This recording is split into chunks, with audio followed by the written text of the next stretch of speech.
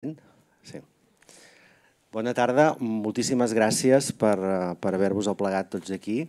Benvinguts. És un dia emocionant perquè hem decidit des de l'Associació d'Escriptors en Llengua Catalana i aprofitant el marc immillorable que ens oferia el CLIT, doncs de fer-li un homenatge, de plegar-nos unes quantes persones que estimàvem i estimem en Bernat i la seva obra, doncs de plegar-nos aquí per fer-li un homenatge. La veritat és que sovint els editors, els escriptors, els traductors, els llibreters, els il·lustradors, ens toca bastant reivindicar el paper de la literatura infantil i juvenil. Ja normalment és així.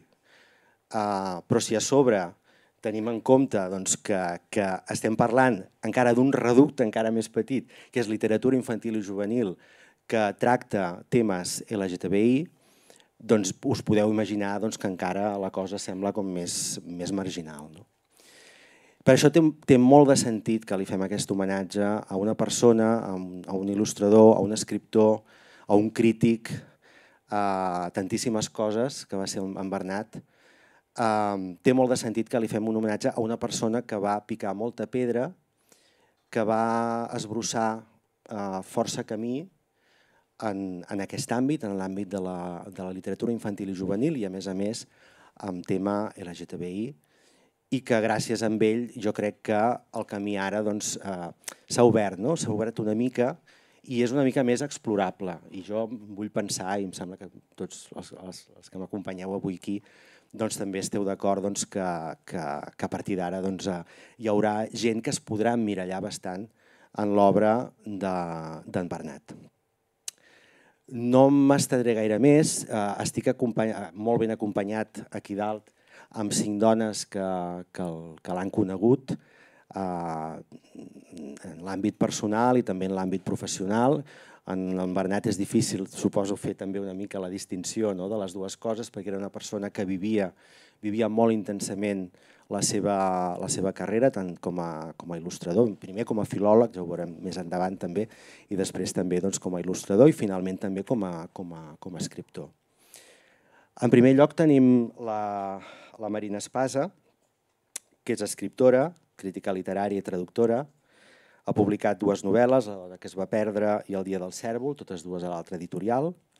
Ha escrit crítica literària al diari Ara i ha traduït al català obres d'autores com Virginie Despentes, Henry David Thoreau, Judith Butler o Rebecca Solnit. És periodista cultural en programes de llibres a la televisió i entre el 2016 i el 2019 va ser la responsable del programa Barcelona Ciutat de la Literatura UNESCO de l'Ajuntament de Barcelona. Ara es dedica a programar esdeveniments literaris a la llibreria Finestres, de la qual és cofundadora. Al seu costat tenim l'Arianna Squiloni. L'Arianna és italiana, va estudiar filologia llatina i grega i en acabat es va especialitzar en edició i gestió cultural. Des del 2002 viu a Barcelona, on primer va treballar a Tule Edicions com a editora, suposo, del 2003 al 2007, i el 2008 va ser un any important per ella, perquè la seva carrera va fer un tomb, va poder fer realitat un somni, que era fundar una editorial que es diu A Buen Paso i està especialitzada en llibres, ella diu llibres molt il·lustrats, llibres molt il·lustrats per nens, ja siguin àlbums, contes il·lustrats, reculls de poemes, etc. I no tan nens, exacte. Sí, perquè aquesta seria un altre debat, veure una mica la literatura infantil i juvenil fins on arriba, jo crec que arriba molt també fins a altres edats. Col·labora amb revistes especialitzades d'aquí i d'altres països. El 2017 va formar part del jurat de l'exposició d'il·lustradors de la Fira del Llibre de Bolonya. I també el 2017 va rebre el 23è Premi Memorial Fernando Lara de la Cambra del Llibre a la millor emprenedora jove. També escriu textos, ha escrit àlbums, com ara El sota les pedres, etc. Ho farem curt, però té obra publicada, ha escrit àlbum, ha escrit assaig també, vull dir que és una persona que viu també molt intensament la literatura infantil i juvenil. La tenim aclaparada una mica ara. I al seu costat també tenim l'Anna Casals, que és també una gran amiga d'en Bernat.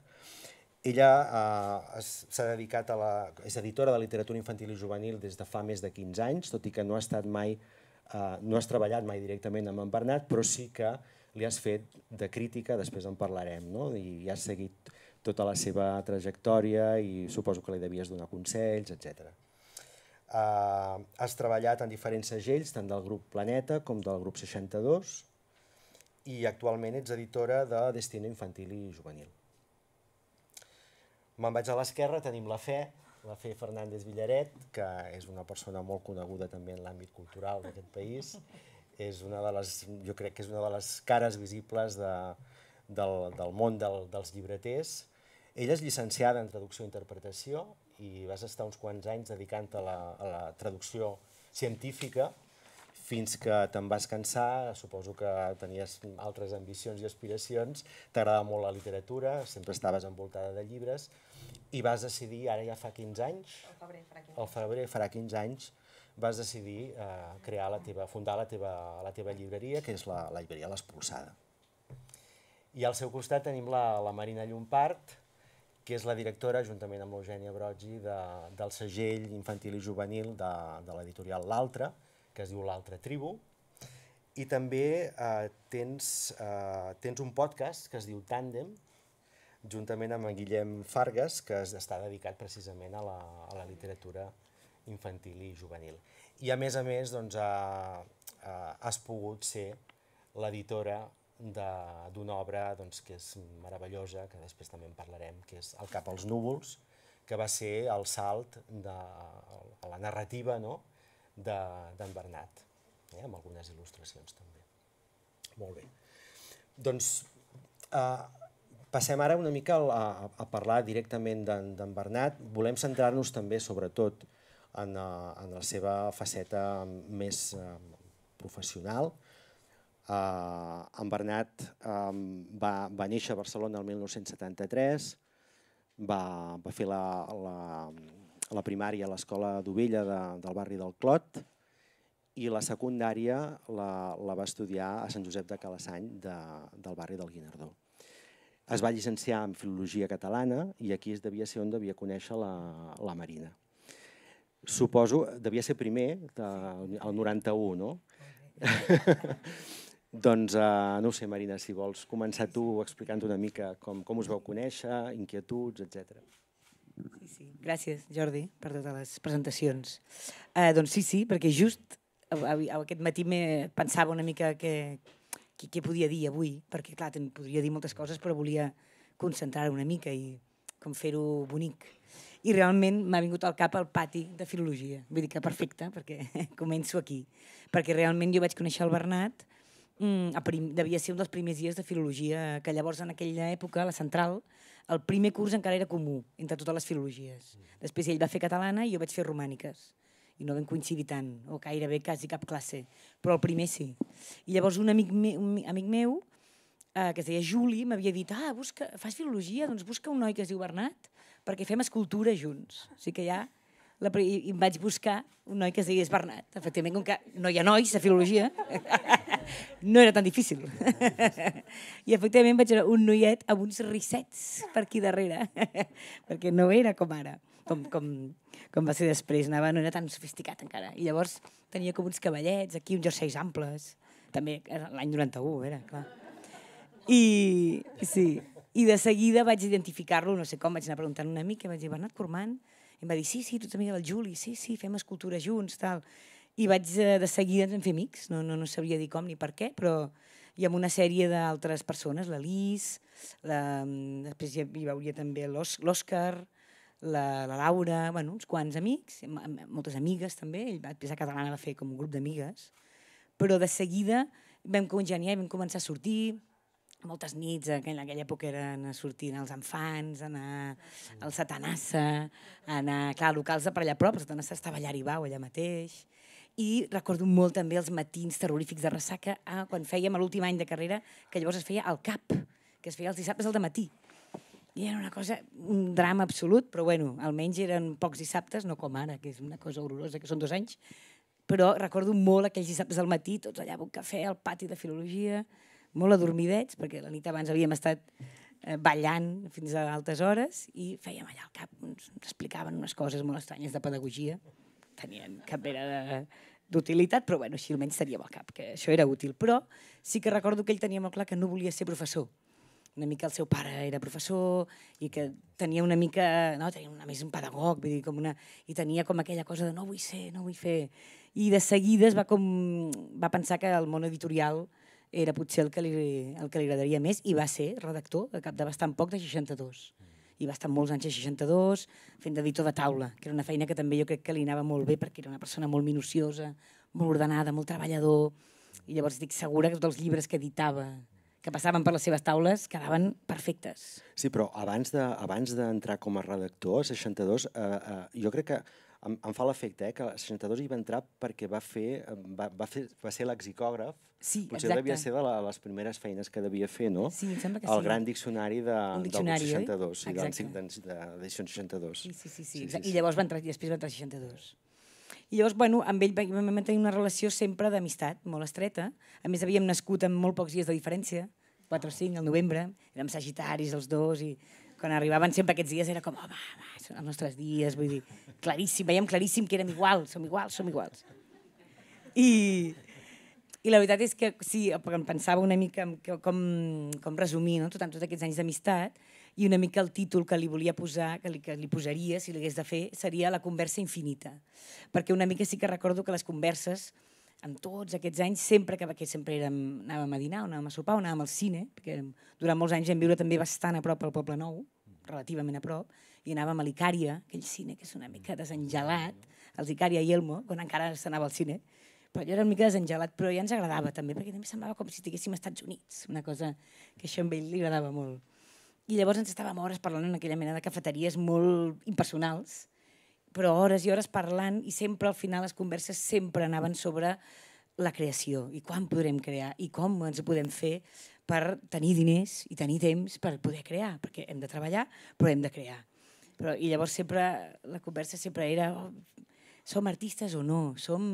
Què som? Oh, clar, és que havia... Llavors ell, pobre, està molt agobiat a l'editorial, clar, moltes hores de feina, no tenia temps.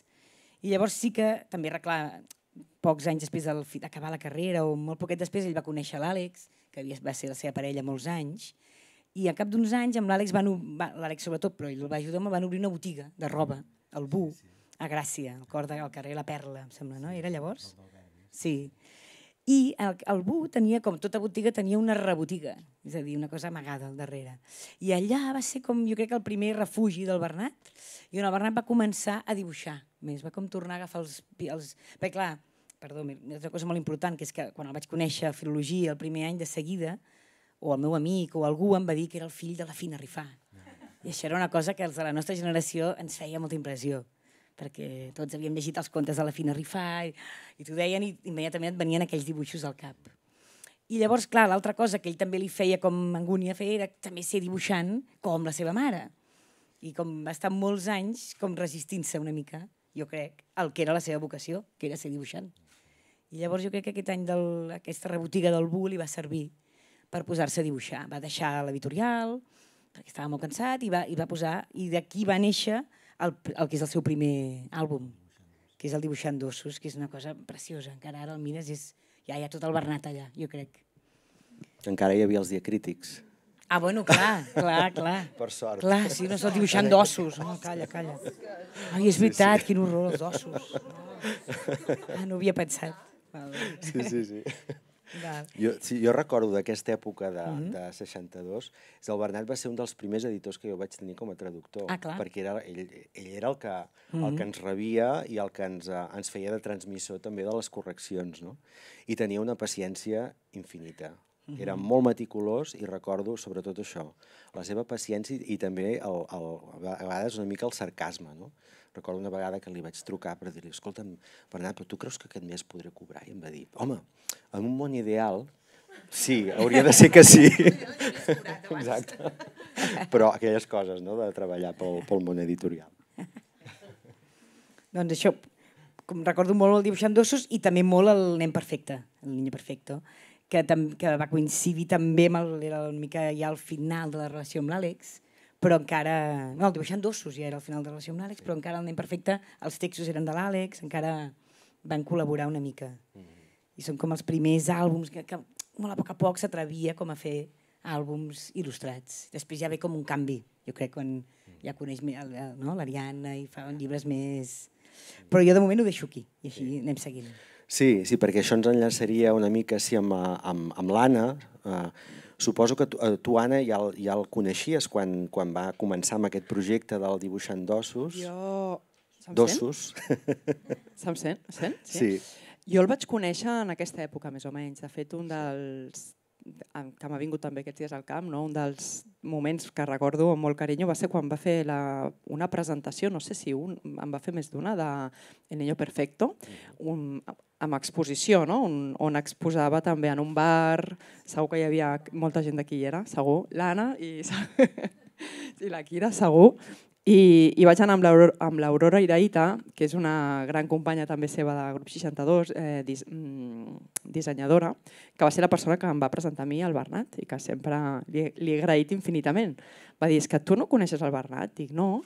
Diu, doncs l'has de conèixer perquè és que sé que us fareu superamics. I un dia va ser així, com una encerrona, no? Una cita ciegas. Ens va presentar i bueno, realment...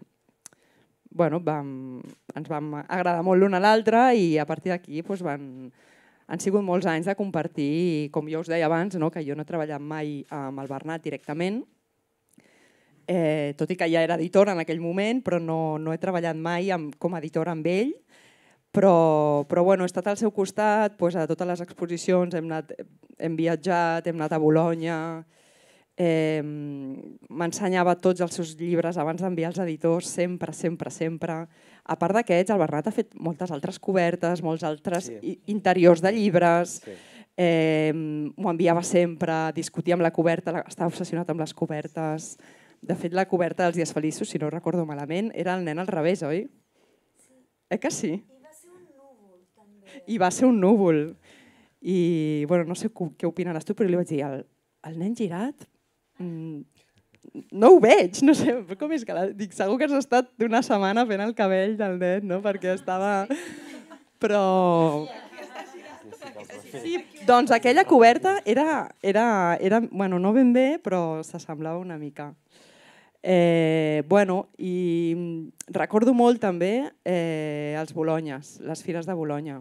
I tant anar a la fira, preparar-la, qui et sembla que puc anar a veure, fèiem una agenda i recordo especialment la fira del 2017, que va ser si no m'equivoco, la de Catalunya invitada, amb el famós lema Books in Catalan, que a més ell estava a la llista d'il·lustradors seleccionats i tenia una petita exposició, i la Fina també estaven els dos, a les dues categories, i aquella fira va ser molt maca perquè tenia ja els Dies Feliços. Crec que el devia tenir ja paraulat, potser amb tu, no ho sé, no me'n recordo, però me'n recordo molt de la reunió que va fer amb l'editor francès. Me'n recordo molt, estava amb ell i quan l'editor li va dir m'encanta aquest llibre i ell, quasi, saps, es posa a plorar de l'emoció que significa que un editor francès es plantegi publicar un autor d'aquí, perquè traduir França és complicadíssim. Llavors, era com... No era res segur, però era un petit pas superimportant per ell. I recordo aquests moments d'estar al seu costat amb petites fites, amb tots els seus llibres i també totes les presentacions que vam anar dels Dies Feliços. I la lectura de la seva última novel·la, que també, evidentment, em va arribar un dia el manuscrit i li vaig dir, uau, aquí Aquí, bueno, tot eren obres d'art, no? Però em va colpir, no? La novel·la. Era com, li vaig dir que és com si llegissis les teves il·lustracions, no? O sigui, quan escrius novel·la, com descrius cada detall, no? Com les teves il·lustracions tan detallistes, és com si hagués fet un pas més. I res, això és el que jo... I tu creus que es considerava més il·lustrador o més escriptor o totes dues coses? Jo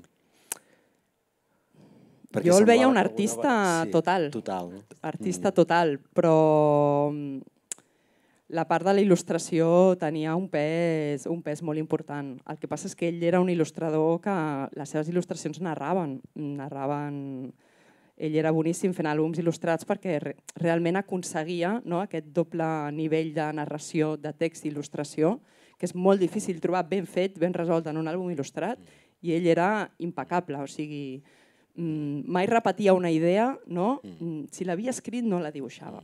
O sigui, ell tenia molt clar que el lector, fos qui fos, no era tonto i que a través dels detalls dels dibuixos o de les paraules ell feia arribar el seu missatge complet i el lector l'havia d'anar trobant. El que sí que és veritat és que quan veus les seves il·lustracions, jo almenys recordo les primeres vegades que vaig veure aquests dibuixos del nen feliç, pensava, hòstia, és que no hi ha res ara mateix, no hi ha cap il·lustrador que il·lustri d'aquesta manera. És a dir, tenia un estil que és difícil de definir, perquè sí que pot arribar a ser clàssic, però alhora molt modern. És gairebé com d'avantguarda. I per això no m'estranya que aquell editor francès s'enamorés d'un llibre d'en Bernat fins i tot abans que en Bernat hagués esclatat aquí el seu estil. Sí, jo crec que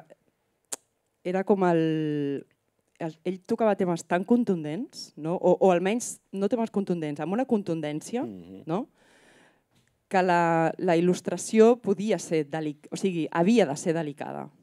Era aquest contrapunt de dir, ostres, és que tal com el que m'estàs explicant és com bum, i t'ho dic a més amb sutilesa, amb un art, amb una finura, i això jo crec que és el que et colpia de la seva obra, aquest contrapunt tan brutal, perquè no et quedes indiferent. Mai. Amb cap llibre del Bernat et quedes indiferent. Cadascú traurà la seva opinió, el missatge que li arribi, però te n'arriba un segur. Llavors va publicar El dibuixant d'ossos, és el primer, després El nen feliç, El perfecte, perdó, i després ja va ser quan una editora d'avantguarda, com és l'Ariadna, a Buen Paso, perquè realment sí que podem dir que és una editorial que publica el bo i millor en il·lustració que hi ha en aquest país, el va conèixer i es va enamorar d'un projecte que potser d'entrada no sabies si podries publicar o... No, de fet va ser un regal del cel, jo crec, que et deia que el record que tinc va ser d'un dia a un autobús a Bolonya, però l'any anterior al de Catalunya, i que em deia, a la tornada a Barcelona ens hem de veure perquè t'he d'explicar totes les coses que estic fent i et vull ensenyar un projecte. I jo vaig pensar, fantàstic, quedem, xerrem, però no et facis cap il·lusió, perquè coneixes que Buen Paso és molt especial, que sobretot no publico llibres temàtics i projectes que arribin ja ben pensats i acabats, això no. I a més, i van quedar al cafè, com es deia? El cafè del centre, al carrer Girona, i vam entrar i quan vam sortir li vaig dir no ensenya aquesta cosa a cap altra persona, deixa'm una estona que he de tornar a Mataró per enviar-te el contracte. O sigui, va ser així. Per què? Perquè és allò que acabes de dir tu, la contundència a l'hora d'explicar i la forma que tenia d'explicar. És que els dies feliços A Buen Paso, a més, li interessa molt jugar amb el llenguatge, amb els codis, amb les maneres de narrar. I clar, el Bernat té una il·lustració realista, té una il·lustració impossible de lo bonica i ben feta que és. Però, clar, allò que em va matar eren els talls, els enquadres de les imatges. La manera que tenia d'explicar la història amb el punt de vista, no un punt de... Sí, un punt de vista narratiu, però el punt de vista visual. Aquesta és la història d'amor, d'un primer amor entre dos nens. I clar, un nen viu i suposo que se sent una mica sol o no té ningú amb qui parlar o en qui conèixer i experimentar el món junts, fins que un dia arriba la persona. Clar, arriba, és un nen com ell, arriba acompanyat pels pares. I els pares surten aquí. És que és brutal allò que fa. Tallar el cap d'aquesta manera i la mirada, el punt de vista, és l'alçada de la finestra, finestres. És l'alçada de la finestra, és l'alçada del nen. I llavors les coses que et conten són aquestes i l'intencionalitat d'aquest dit, d'aquesta mà, tota l'esperança, tota la felicitat que hi ha en aquests dits, és que és brutal. És brutal.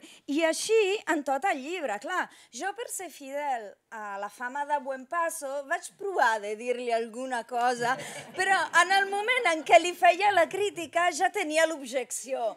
Deia, ja sé que no, però només per dir que estic fent el meu paper, que estic aquí per alguna raó. I la cosa encara més meravellosa, dues coses, és que, clar, aquesta és una història d'amor entre dos nens i aquest és un llibre que pot connectar amb tothom. I en això crec que es troba l'art veritable, perquè està parlant d'una història molt concreta, però cadascú es reconeix com a ésser humà que ha tingut esperances, ha tingut desitjos, ha tingut por, ha vist com el fi del món amb el somni allà davant i la idea amb el malson a través del que passa i la petita esperança d'allò, de tenir aquest missatge que t'ho diu tot i sobretot et diu no ho has imaginat. No és fruit del teu pensament, això que hem tingut és veritable. No sabrem mai perquè el nen ha marxat. Espero que hàgiu llegit tots els llibres perquè si no això és una tragèdia, ho sento. El lector no ho sabrà mai i pots tenir un munt d'hipòtesis que també són enriquidores a l'hora de xerrar, de fer un diàleg després de la lectura, però això no importa, importa la idea de no ha somiat aquestes petites coses que et mantenen el relat, el món que habites i el dia a dia. I va ser brutal. I llavors va ser una petita qüestió de detalls, clar, en aquest cas, la funció de l'editor és no espatllar la bona feina de l'autor. Bàsicament és això, és llavors jugar bé amb la tipografia, com col·loques el text, com el posiciones. Va ser molt bonic en aquest sentit perquè treballàvem en Gràfiques Hortells, una petita impremta de Barcelona, i llavors el dia de la impressió vam imprimir junts les edicions catalana, castellana i francesa, i el Bernat va anar a la impremta, llavors va ser com una cosa ben bonica, i la feina, perquè la feina va sortir prou bé. I sí, i allò del nen, del cabell, del cap, jo li deia, Bernat, uau, com dibuixes el cabell? Tu no ho fa cap altre. Ui, que em surt molt malament. Dic, no, espera, no. Com que et surt? Sí, clar, i com estic obsessionat que em surt malament, em passo el dia dibuixant cabells, i al final, clar, tothom suposo que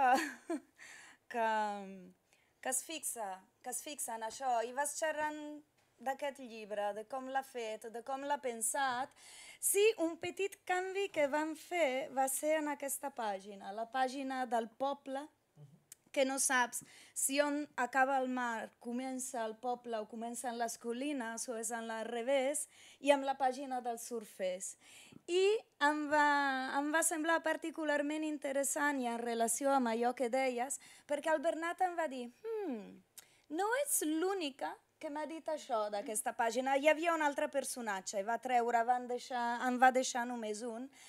I vaig pensar, o sigui, és d'aquelles persones que van debatint, que van xerrant sobre el seu projecte, que el van conversant amb altres, i és superenriquidor, jo crec, perquè et porta, clar, coneixent la persona i el precís que és, com que tot ha de ser al seu lloc, clar, ho vas contrastant amb opinions de persones que estimes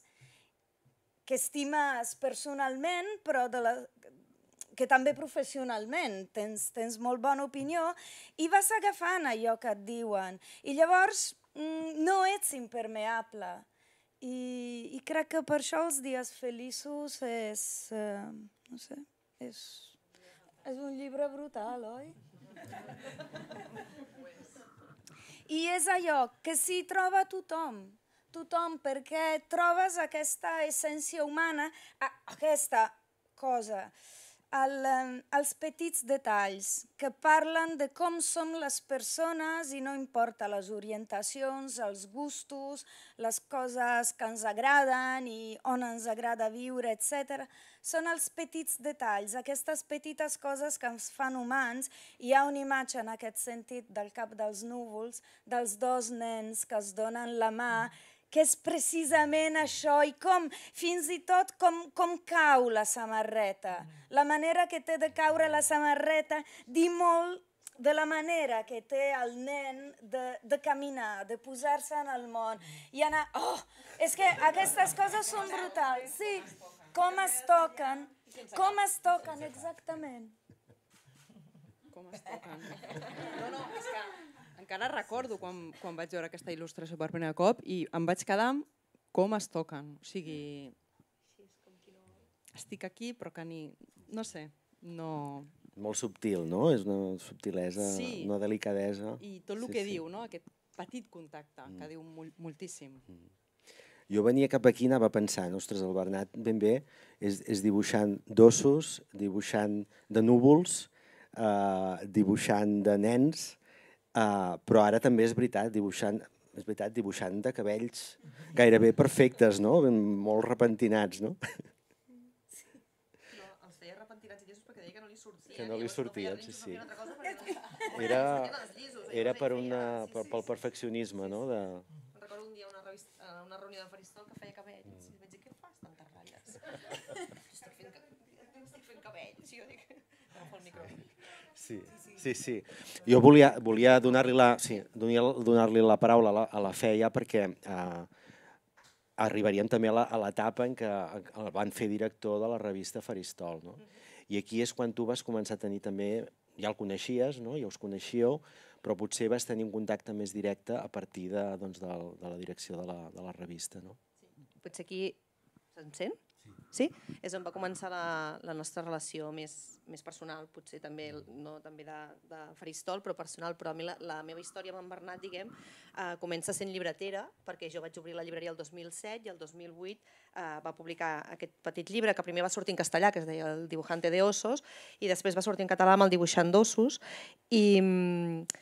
Jo tinc una flaca, com molta gent, que són els ossos, com a animal, i es veu que en Bernat també, perquè els fa sortir a més d'algun dels seus llibres. I aleshores, una de les coses meravelloses del meu ofici, precisament, és que acabes coneixent la gent que admires i el dia que menys t'esperes, de la manera que menys t'esperes. De fet, jo el primer dia que vaig conèixer el Bernat pensava, quan va ser jo el primer dia que vaig conèixer el Bernat? Però clar, en algun moment ens vam creuar amb alguna jornada de crítics de faristol, abans de ser-ne jo del Consell de Redacció, abans ell de dirigir la revista, etc. I recordo perfectament, aquest dia sí que el recordo molt, el dia que vam fer 10 anys a l'Espolsada, que va venir amb l'Eugènia Brogi i vam venir a la festa que vam fer.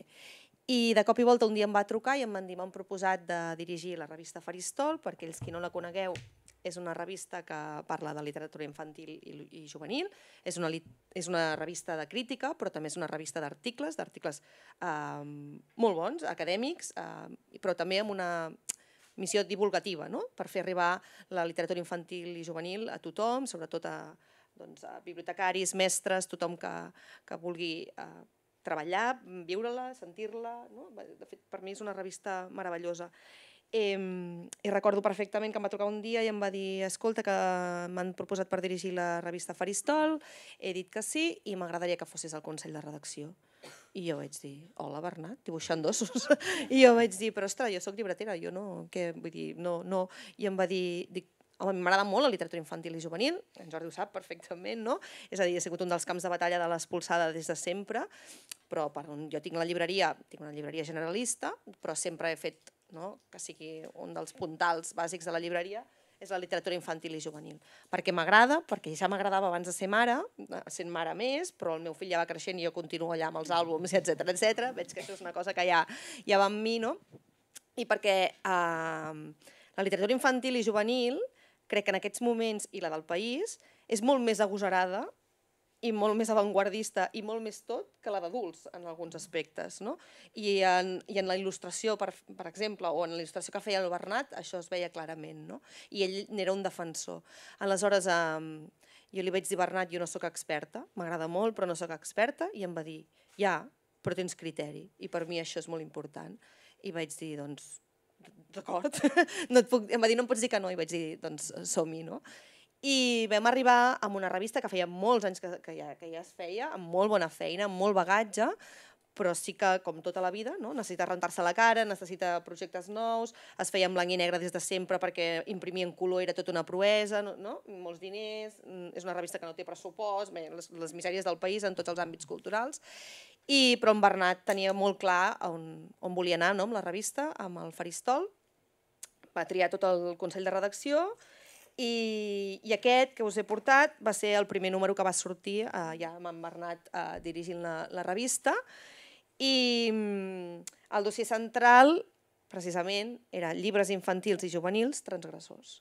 És a dir, després hi ha articles, hi ha altres coses, però els llibres infantils i juvenils transgressors va ser com la seva carta de presentació, de jo vinc a dirigir la revista, i en Bernat no vivia mai d'esquena a l'actualitat. És a dir, l'actualitat formava part de la seva vida en molts àmbits, i per tant amb el Faristol teníem molt clar que tot i que era una revista de literatura infantil i juvenil no podia viure d'esquena a la realitat, perquè la realitat la conforma també la literatura infantil i juvenil, si no ens cansem mai de reivindicar que hauria de ser present a tot arreu, en l'actualitat també.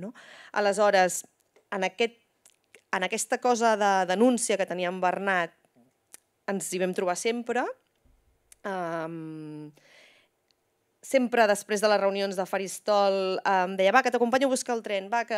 I sempre fèiem xerrades que al final portàvem una hora drets, que deia, bueno, podem anar a seure a algun lloc, Bernat, sisplau, perquè sempre arreglàvem com el món. I perquè en Bernat era una persona superexigent amb ell mateix, a nivell professional, i això implicava que era exigent amb tothom que col·laborava amb ell, però des del respecte, mai des de la imposició. I després tenia una cosa molt bonica, que era el terreny personal. Sempre hi havia el moment per saber com estaves, per preguntar-te. El Bernat era moltes coses, però era un gran tiet, i si aquí hi ha nebots a la sala segurament ho saben molt més bé que jo, però en Bernat era tiet de nebots adoptats. Jo tinc un fill adoptat i aquest era un tema que sempre ens unia molt i em preguntava sempre com està en Tami, què fa en Tami, etc, perquè a mi, mira que el meu nebot, perquè no sé què, perquè no sé quantos, ja veuràs. I aquest tema que ell, des de la seva lluita LGTBI que feia, contundent, però sempre des de molt de la discreció, perquè ell era així també, i jo en la meva lluita per als temes racials, per qüestions òbvies de procedència del meu fill, sempre ens vam trobar aquí, i sempre ens vam ajudar i sempre hi havia una trucada per aquestes coses. Aleshores, des d'aquesta mirada, jo crec, sempre combativa, però elegant, aquests números que vam fer, que va dirigir en Bernat, sempre hem abordat temes, l'altre dia me'ls apuntava així per dir-vos, perquè clar, la gent es pensa que fas una revista de literatura infantil i que, mira, que són dibuixets, i clar, el primer era això, llibres infantils i juvenils transgressors. El segon, el número 87, va anar de jugar amb la materialitat del llibre, dedicar tot un dossier a la materialitat del llibre va ser un número preciós de Faristol, perquè precisament aquí és on es veia tot l'art que ell tenia dintre, no? I com el visualitzava. Cada número, ell, quan ens el proposava en el Consell de Redacció, ens deia, fem reunió tal dia, però ell ja tenia tota la revista al cap. No? Aleshores, nosaltres com a Consell de Redacció dèiem, doncs aquest article el podria fer tal persona, jo penso que el pot fer l'altre, però ell tenia tota la revista al cap, com havia de ser el següent número, etc etc. No? Vam fer Elles són les protagonistes, que també és aquest exemplar d'aquí, dedicat a les nenes protagonistes en la literatura infantil i juvenil. Vam fer un número dedicat al còmic, no? Perquè també és com el gènere menor, no? És allò que ens feia riure en alguns associat al TVO, no? Però el còmic és un gènere en si mateix i un gènere importantíssim. Un altre que era El poder de la paraula ben escrita. O sigui, per en Bernat això era, sí o no, era imprescindible. Vam dedicar un número a Janis Rodari, perquè coincidia també amb el centenari, i va ser un número molt bonic de fer. Ens va tocar fer un número que ell no tenia molt clar, però que al final vam dir que sí, que era el relat d'una pandèmia, perquè els nens, la literatura infantil també havia de poder explicar què havia sigut una pandèmia, què havia suposat, però ell tenia molt clar que no ens havíem de perdre amb segons quines coses, sinó amb aquesta cosa global, i que al cap dels anys què va significar aquella pandèmia. I és un número fantàstic. I l'últim que vam poder tancar va ser el que comenci l'espectacle, dedicat al teatre infantil i juvenil. I va ser molt, molt, molt bonic. Jo l'últim record que tinc d'en Bernat va ser un divendres tot el matí amb Zoom, perquè encara ens havíem de reunir així, tancant el proper número de la revista, que encara no ha sortit, que està a punt de sortir, i és fort perquè després de la mort d'en Bernat jo tinc una nebulosa d'aquella reunió, o sigui, no me'n recordo de res de què vam parlar, i és curiós perquè és una reunió que hi vaig ser-hi molt atentament, però sí que si m'he de quedar una cosa és amb els núvols d'en Bernat, però quan feia la reunió des de casa tenia un ventilador al sostre que posat amb la pantalla del Zoom semblava el casquet volador del Doraemon i vam riure molt i jo l'últim record que tinc és ell rient amb el casquet volador al cap, que era el ventilador que anava, i parlant del proper Faristol que està a punt de sortir i que ben aviat podreu rebre. Una de les dèries que també ens unia era la Mercè Rodoreda, i me'n recordo quan li vam proposar des de Nòrdica il·lustrar el Viatges i Flors de la Mercè Rodoreda, que em va trucar i em va dir que no saps què il·lustraré. I vaig dir, què passa? I em diu, la Rodoreda, aguanta't, em va dir. I vaig dir, home, i va fer un treball fantàstic per il·lustrar els contes de Viatges i Flors de la Rodoreda, perquè Viatges i Flors de Rodoreda és aquesta cosa delicada, però a més allò, la podridura, el món més fos, les coses més... I va fer uns dibuixos que són espectaculars. Jo també un dels records que tinc d'en Bernat és a Bolonya, passejant amb la carpeta sota el braç, a la plaça aquella tan estupenda. Jo anava amb la Irene de l'Altell i amb la Lara Reyes i ens vam trobar i diu, on aneu? A sopar? On? A la xarcuteria? Vinc. I un dels últims records, bueno, vull dir que ja fa temps això va ser, perquè després van venir pandèmies, ja no hi ha hagut més Bolonyes com les coneixíem, no? Va ser en les xarcuteries aquelles de Bolonya fantàstiques on pots menjar allà les barres aquelles i no sé, jo només puc donar les gràcies d'haver-lo conegut, d'haver-me donat l'oportunitat d'estar a Faristol, perquè he après un munt. A mi m'agradava molt la literatura infantil, però des de la seva visió, des del seu pensament crític, des de la seva mirada, crec que hem fet uns números molt bons, d'aquells que podràs tornar-hi amb els anys i continuaran sent articles, la gent que els ha redactat, però no sé, jo he après tant, que ara me'n dono compte que estem tancant el proper número de com se'l troba a faltar, d'aquest acompanyament, d'aquesta mirada, d'aquesta última trucada, de... Torna't a mirar això, mira't aquest, a veure com ho veus. I això es troba a faltar, les coses s'han de dir, no? Però bé, jo crec que tenim un repte, que és continuar portant Faristol allà on ell el va deixar i sobretot allà on ell el somiava, no? I res, i aquesta és la meva relació amb en Bernat, molt bonica. Ara que parlaves del...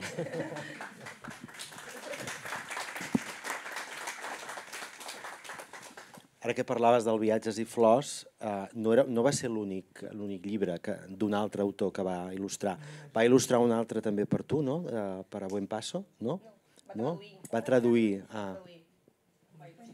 Sí, bueno, això és que era un punt curiós, perquè és això, que comences a treballar, és una part de la nostra feina, suposo, que quan t'ocupes de llibres, t'ocupes de persones, t'ocupes i no pots evitar parlar de tot allò que l'envolta.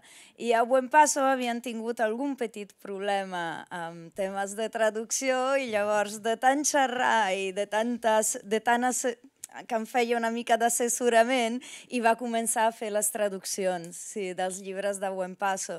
I era divertidíssim perquè era molt generós i pacient en aquest sentit, perquè m'enviava una traducció i jo començava a fer-li preguntes i li deia, sé que és correcte, però t'ho pregunto perquè així a veure si aprenc la regla.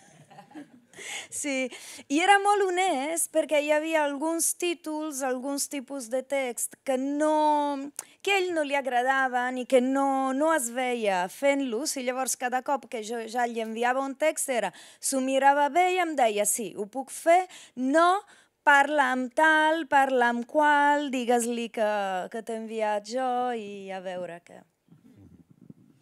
Gràcies, Ariadna.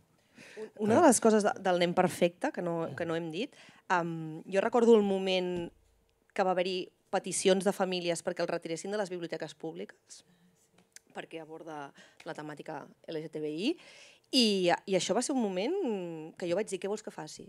Més enllà del Twitter, o sigui, què podem fer, no? Perquè va haver-hi tota una associació de famílies religioses, etc, que van fer peticions i tenien les biblioteques matxacades perquè aquest llibre no havia d'estar a les biblioteques, no havia de ser accessible a tothom, i això era una de les constants també que marcava Faristol, intentar evidenciar això també, denunciar això, perquè això hi és i continua passant, ho sabem perfectament, no? I és un dels temes que també volia dir d'ell, perquè la reivindicació i la... Sí. Això lligarà molt. Sí. Suposo que et devia parlar en algun moment del projecte aquest que tenia del Cap als núvols, d'escriure una novel·la que crec que és fruit d'una beca a Montserrat Roig, que li van concedir el 2018 o 2019. Sí. Quan tu abans deies si era més escriptor que il·lustrador, jo crec que era un home del Renaixement en aquest sentit, però ell era un dilema que havíem... Què soc? Jo no sé, ets un artista, no sé, escriu, perquè ell tenia moltes ganes d'escriure i em va dir, és que jo crec que ha arribat un moment que tinc coses a dir escrivint més que dibuixant, no? Però també tenia molt clar, que ara ho explicarà la Marina, que ell es volia il·lustrar el seu llibre, no? Crec que devia fer-ho tot. Són fases, no? Ell anava tancant etapes i passava a la fase següent, no? I arribem a la Marina, a l'altra tribu, com us arriba aquest text, aquest projecte d'en Bernat? Sí, de fet és bonic perquè just vaig després de la fe i el llibre, la primera notícia que vam tenir de que estava escrivint aquest llibre va ser un viatge en cotxe de l'Eugènia, que és l'editora de l'altra editorial, amb el Bernat tornant d'una festa de l'Espolsada. I el Bernat li va dir que estava escrivint aquest llibre. De fet, diria que es va presentar a la beca perquè l'Eugènia li va comentar que existia. A més, la beca li va permetre escriure el llibre a la Fundació Mies van der Rohe, la Fundació Miró, perdó, que apareix aquí en el llibre, està present. Bé, Barcelona, en general, és un escenari molt present a la novel·la, però va néixer això d'una conversa a l'Espolsada i, per sort, l'Eugènia el va convèncer que quan hagués acabat d'escriure aquest llibre que per favor ens l'ensenyés. De fet, el vam llegir durant la pandèmia, ja va tenir l'última versió enllestida i ens la va enviar. I aquí va començar el procés d'edició d'aquest llibre, que no va ser fàcil, perquè sempre explica el mateix, però el Bernat tenia les coses molt clares i a vegades fer-li aquests comentaris de l'edició no va ser fàcil, no? Sempre tenia aquest però al davant, i bàsicament la negociació, i és curiós perquè n'hem xerrat aquí, va venir per dues vies. La primera, que quan vam llegir el llibre volíem discutir amb ell la qüestió que fos un llibre tan lluminós, no? Aquesta visió tan positiva del d'aquesta relació que té l'Elias, el protagonista, quan coneix el Tomàs. Li dèiem, ostres, és que hi ha tanta llum que a moments em sembla poc realista, no? Que tot vagi tan bé, que aquest nen tingui tots aquests entorns segurs, i el vàrem intentar convèncer d'alguna manera perquè fiqués una miqueta de conflicte. I la primera reunió que vam tenir xerrant d'això semblava que l'havíem convençut, però no. O sigui, ell va sortir d'allà dient, sí, crec que les idees que m'heu aportat me serviran pel llibre. Ens el va retornar amb les anotacions i clar, jo li comentava a l'Eugènia, jo no trobo els canvis. I ens els havia marcat en groc i eren potser dues línies de diàleg o alguna... O sigui, ell ja ens va deixar clar, això és la meva concessió màxima, d'aquí no em moureu. I realment crec que ha estat un dels encerts del llibre, no? Tothom precisament lloa aquesta lluminositat, o sigui, ell tenia les coses clares perquè sap el que funciona i tenia un bon gust impecable. I l'altra gran negociació que vam tenir, que sembla mentida, era amb el tema de les il·lustracions. És que ell es va plantejar no il·lustrar el llibre. I clar, i nosaltres aquesta possibilitat no pot existir, Bernat, o sigui, tu has d'il·lustrar la novel·la. I ell li feia molta por, de fet. L'Anna abans ha dit, si deia alguna cosa no la dibuixava, no? I ell precisament el que no volia era caure en fer unes il·lustracions que il·luminessin el llibre, no? No vull reproduir allò que jo estic escrivint amb les il·lustracions. Això era una cosa que ell tenia molt clara i que ja vos podeu imaginar que va donar 10.000 voltes a quines havien de ser les il·lustracions concretes que il·lustressin el llibre, però sobretot per no caure en aquest moment de representar en dos llenguatges diferents la mateixa idea. I finalment va decidir que faria 3 il·lustracions, igual que hi ha 3 parts en el llibre, hi hauria una il·lustració per part. I nosaltres ja està. I res més. O sigui, ets il·lustrador, no faràs més. No. 3 és el màxim que us puc oferir. Al final, una altra vegada entrant dins aquestes negociacions, vam aconseguir que... Sí, exacte, perfecte. O sigui, el que ell va fer, mira, perfecte. Mira, espera. Al principi de cada part tenim aquí la primera part, els amics, i la il·lustració que ell va crear, que a més aquesta és una il·lustració que personalment m'agrada als ossos, el núvol, que crec que representa el cap que tenia el Bernat, no? Perquè tenim el primer capítol, coneixem l'Elias per primera vegada amb una escena molt subtil que crec que diu molt de l'Elias, que és el moment que es pinta els ulls, però aquí podria haver representat el personatge visualment així com ell se l'imaginava, perquè segur que ell tenia un Elias al cap, però ell tenia molt clar que no volia ensenyar a l'Elias i el Tomàs fins al final de tot.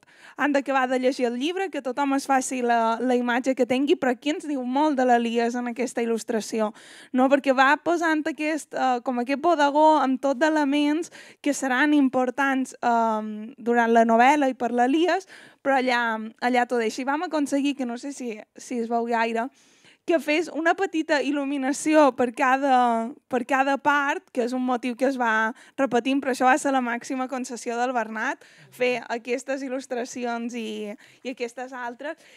Crec que el fet que tingués il·lustracions seves era necessari, no? Perquè crec que en aquest país hi ha poca cultura de fer obres totals, no? Així com als països anglosaxons és una cosa molt habitual que el mateix il·lustrador també escrigui, però aquí que s'estrenava com a novel·lista ho havia de ser, no? Havia d'estar il·lustrat també, i crec que es va plantejar moltes vegades aquest debat sobre som més il·lustrador o som més escriptor, no? Perquè jo crec que una mica la diatriba parlant amb ell era de fer filologia.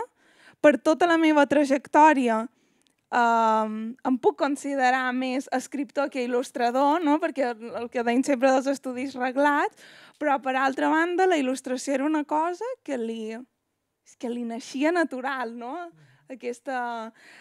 L'art que tenia ell per fer el llibre. I ell tenia una idea de la novel·la claríssima des del primer moment, sabia com volia que fos el llibre. Nosaltres ja havíem tret La casa de Mango Street, que era aquest mateix format, i ell va venir i ens va dir res de tapa tova, jo vull el mateix format que Mango Street. I en principi, com el que era el continent, no, del llibre, que era l'edició, ell s'hi havia mirat molt perquè és important. Per exemple, la coberta, també va tenir molts problemes en aquesta coberta, havia de ser el que va ser la contracoberta. Aquest pati d'escola, que és el gran escenari on passa la novel·la, havia de ser la coberta. I així com el veiem, clar, és que només veiem una contracoberta tota l'estona, no? Però llavors tenim el problema, i què posam a la coberta? I un dia va aparèixer, ja ho tenc clar, ja sé el que vull fer, i faré el nen d'esquenes, no? Que a més és el repentinaré, que a més era aquest moment de li posaré la camisa de quadres, com ell anava sempre, serà rosa perquè ha de ser rosa, igual que les guardes, i sí, ja us podeu imaginar que el rosa també era ben concret el rosa que ell volia, no? I aquest nen mirant d'esquenes, mirant-se al pati precisament de l'escola, no? Que és aquest espai que a l'edat que té l'Elies té un significat completament, o sigui, és un espai central. I no sé, crec que del procés d'editar el llibre, a més d'això que ens ho vam passar molt bé, i recordo un Bernat molt personal d'aquells moments, d'aquesta manera tan generosa que tenia de ser, perquè durant el procés d'edició, clar, jo puc aportar molt d'entusiasme i moltes ganes, no? Però molta experiència no tinc encara. I clar, sí que a vegades estàvem allà amb l'Eugènia comentant el llibre, i és una cosa que no crec que ell fes volent, perquè crec que formava part del seu tarannà, però sí que li he agraït infinitament, que és que tenia una cura absoluta quan estàvem allà comentant les coses. A vegades tu pots trobar que certes decisions milloraran el llibre, però tens al davant l'autor i sempre intimida una mica fer segons quins comentaris. I ell estava superpendent d'anar dient Marina, estàs molt callada, què opines?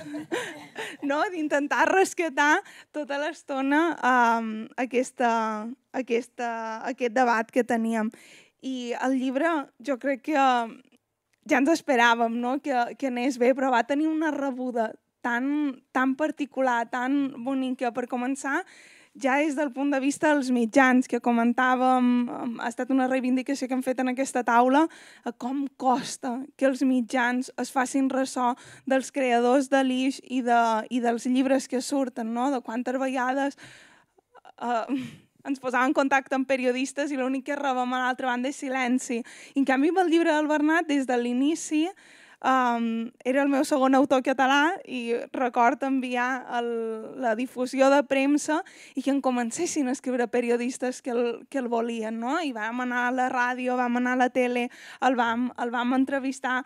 Va ser un procés realment molt bonic i després, així com se l'anava llegint la gent, anava enamorant el llibre a mesura que la gent el llegia, no? I jo crec que el gran adjectiu que es va posar del llibre de necessari. No? Jo crec que això ja és molt simptomàtic del tipus de llibre que tenim a les mans i una altra vegada, com deia l'Ariana, crec que aquí es compleix el mateix que amb els dies feliços d'un llibre que tot i tenir l'etiqueta LGTBI, perquè ell no volia treure-la, de fet, per venir aquí he fet una cosa que vaig dir que no tornaria a fer mai, que és escoltar-me l'entrevista que li van fer a Tàndem, que va ser l'última entrevista que va fer. Jo vaig jurar que no la tornaria a escoltar, però tenia ganes de tornar a veure la reflexió que havíem fet aquell dia sobre el llibre i una de les preguntes que li fèiem era això, no? Si s'havia de prescindir de l'etiqueta LGTBI, si trobava que això encorsetava el llibre d'alguna manera o si no. I ell deia, en un món ideal, com et va dir a tu, en un món ideal no faria falta, però en aquest món ideal encara no hi som. I aquesta etiqueta feia falta, però al mateix temps és un llibre que pot agradar i ha agradat a tanta gent que fuig de lo concret i va, òbviament, a lo universal. Sí. Jo recordo que em va dir, l'has rebut? Sí. I per què no em dius res? Dic, perquè encara no l'he pogut llegir. I jo... I llavors, que no t'ha agradat, oi? I jo, no l'he llegit, Bernat, tinc una pila de llibres, no l'he pogut llegir encara, ja me'l llegiré. I quan el vaig llegir, li vaig dir, ja l'he llegit. I no em diu res més. I llavors li vaig dir, és un llibre fantàstic, perquè, és el que li vaig comentar, finalment en un món ideal no hi ha armaris d'on sortir, perquè l'armari ja no existeix, perquè cadascú estima com vol i com li dol la gana. I també està molt bé que no tota la literatura LGTBI hagi de ser des del trauma, des d'estar amagat, des que tot és traumàtic. No, és que finalment també hem de poder donar missatges en positiu i viure amb alegria, que ja ens toca a tots una mica, i és una mica el que fa el llibre. I li vaig dir, m'ha agradat molt aquesta mirada de no haver de sortir del lloc perquè cadascú és com és, i penso que això és molt positiu i és molt Bernat en aquest sentit. Sempre reivindicant... Perdona, però això, sense... Ja està, sí. Sí, perquè a més no és que el Bernat fos naïf ni pensés que ja estava tot fet, no?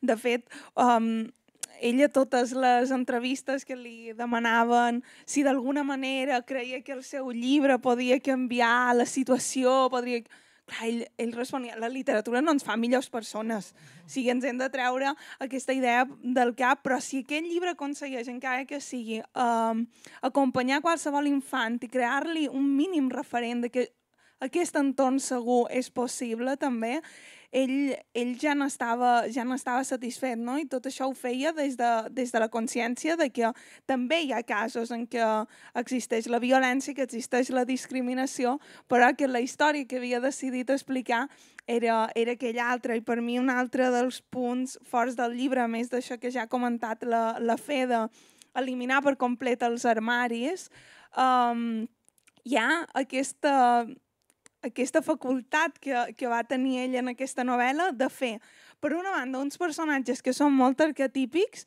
perquè tenim l'Elias, és el protagonista, el Tomàs és aquesta altra manera d'enfrontar-se a la seva... en aquesta relació amorosa.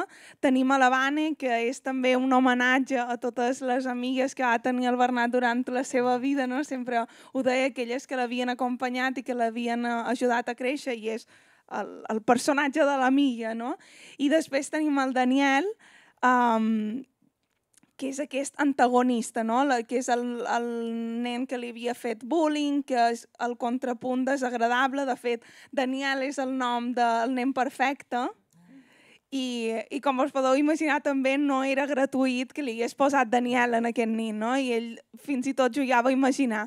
T'imagines que el Daniel de la novel·la es transverteix a les nits, no? Seria possible.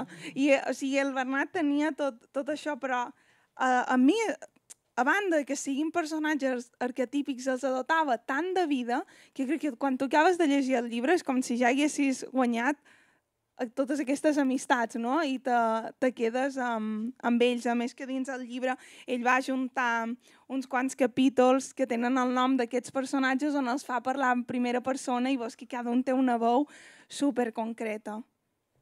Va fer una... Era només un petit comentari sobre el tema aquest. És que és una bona construcció literària dins de la vida. El tornar d'aquesta frase en un món ideal, però és una persona conscient de les limitacions del món real, però això que em sembla tan bonic i tan entenedor és aquesta literatura que en canvi és un refugi real. És un refugi real i literari on pots trobar aquesta mà amiga, que potser no la tens a la vida real, però aquí trobes un amic. Trobes un lloc on t'agradaria ser i on saps que no ets sol. I això em sembla meravellós. Sí, no, volia dir només que hem parlat tots dels dibuixos dels cabells i això, i recordar que una de les converses que també sempre teníem és que Bernat només dibuixava a mà. És a dir, es negava i es va negar tota la vida a aprendre a dibuixar a l'ordinador. Era un artesà. I jo em recordo que li deia, home, però Bernat, tots els dibuixants avui dia ho fan amb ordinador. I van molt més ràpids. I això a vegades ell també li preocupava, perquè sabia que li feia perdre encàrrecs a vegades, o potser li podia fer. Però, en canvi, vist ara, en perspectiva, veus que els seus dibuixos són molt més d'artista. Tenen una textura i una cosa que només s'aconsegueix a mà. I realment jo crec que això és un dels grans mèrits de la seva obra, i que els originals, que se'n podria fer exposicions, vull dir, és molt diferent, és veritat, que l'ordinador és una eina fantàstica, i hi ha dibuixants amb ordinador que ho fan molt bé, però clar, no és aquesta textura, no. I realment era tant per ell, era tant que allò negar-se, era molt tossut també, i dir, no, jo no prendré això, no, perquè jo ja, i ell, i allà encara que estigués moltíssimes hores, preferia anar molt més lent, però fer els dibuixos que realment li sortien de dins i que realment tenien aquesta textura que era única. I això es nota amb tots els dibuixos, de fet, tots els llibres. M'ha fet pensar això que ha comentat la Marina, que el dia que ens va venir a ensenyar els originals, clar, els duia allà amb paper museu, envoltats, porteu les mans netes, sí. Tenia la persona que li escanejava els dibuixos de confiança, que ja li deixava bé. I per exemple, li vaig demanar si li podia apuntar unes quantes persones que a l'hora de fer-los els enviaments ho rebessin signat. I ell m'ha dit, sí, però jo no puc fer tantes de signatures. Li dic, home, Bernat, és posar-los un missatge, pots posar tots el mateix i els signes. Clar, el dia que va venir a signar va aparèixer amb una cera blava, amb una plantilla que s'havia fet en forma de núvol, amb un cotó, li vaig deixar una taula lliure, va començar a obrir, clar, llibre a llibre, posava la cera al cotó, posava la plantilla del núvol, feia tots els contorns difuminats i a dins posava per a la persona que era del Bernat. Clar, s'estava ben bé 10-15 minuts amb cada assignatura i dic, ja entenc que quan et vaig passar la llista vas dir, això no puc. Però clar, l'ànima que transpoava tot el que ell feia era evidentíssim. Sempre totes les signatures, ell sempre feia, sempre, no? Totes les presentacions que feia ell, que firmava, que li demanaven, sempre ficava el dibuixet feia el seu dibuixet al costat, sí, no perdonava.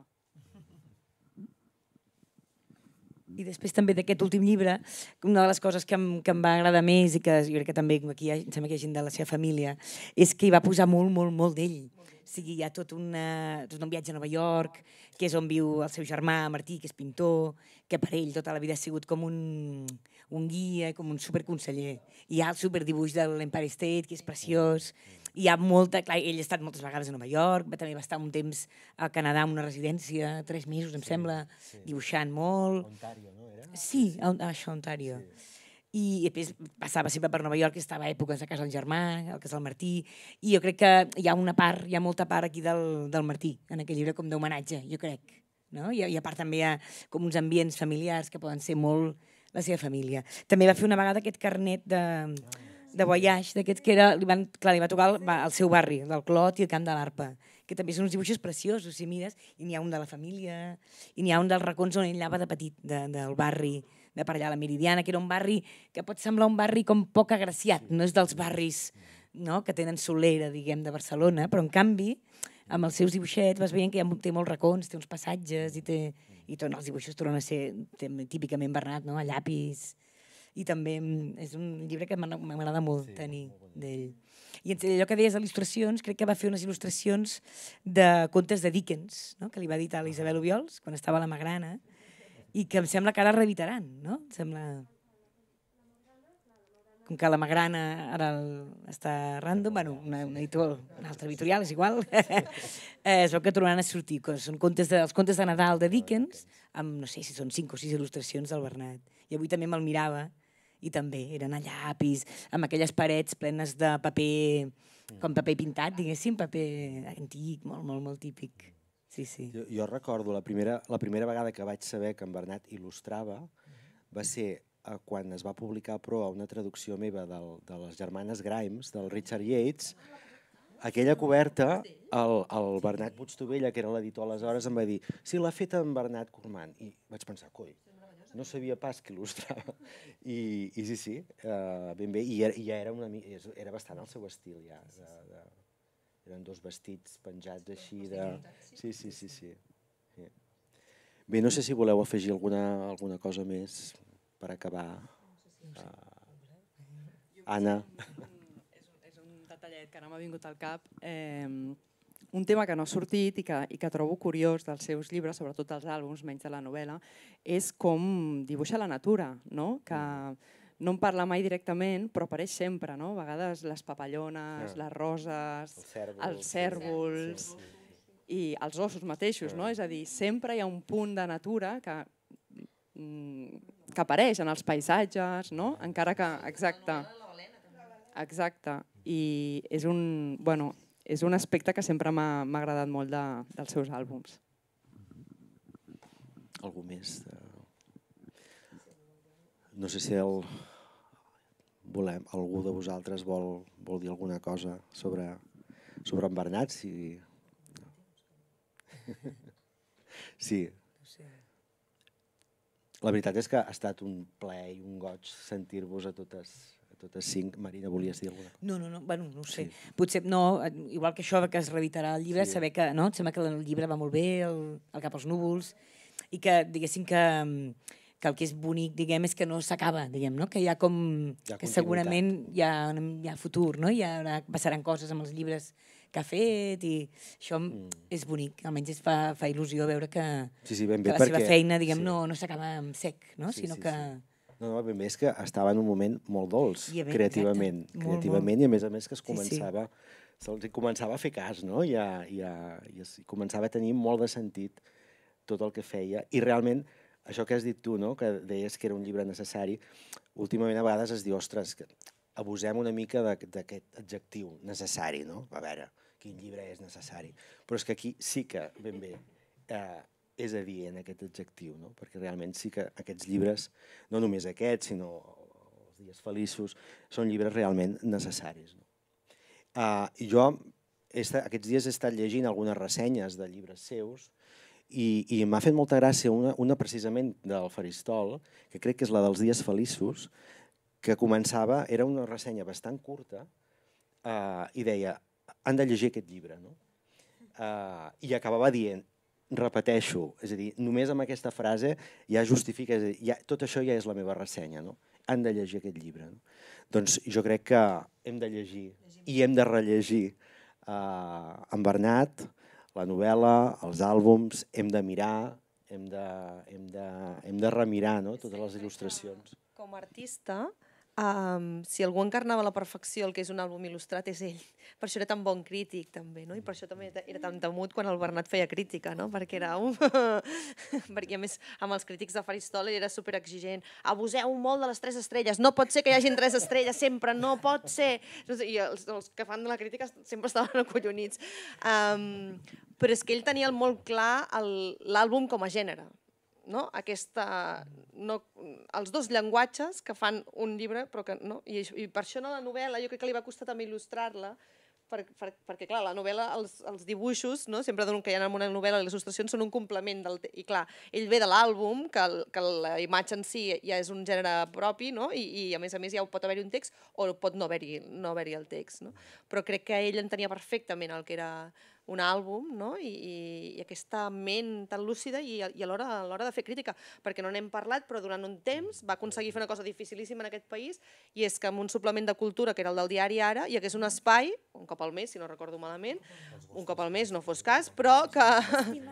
Estimat Anderson, que ell feia la crítica i eren unes crítiques super ben construïdes i això també és un mèrit aconseguir en un suplement de cultura, que hi hagués un espai ni que fos un cop pel mes per la crítica de literatura infantil i juvenil. No només ressenya, sinó crítica literària. També, si no recordo malament, va ser jurat de Lazarillo i del Vaixell de Vapor. O sigui, va estar en vari... Lazarillo sí, diria que alguna edició del Vaixell de Vapor també. També, sí. No, realment, és el que dius, és molt difícil trobar, és a dir, fer de crític i a més de literatura infantil i juvenil, perquè i fa gràcia això que dius de les estrelles, no? Perquè a vegades ha estat un tema polèmic, no? Amb el faristol, justament. I segueix sent polèmic perquè a vegades no saps ben bé si coincideix ben bé la ressenya, no? Amb les estrelles que finalment s'hi posen. I això que deies de l'àlbum és veritat que té més sentit com ho concebia ell. És a dir, poder il·lustrar les coses no dites, no?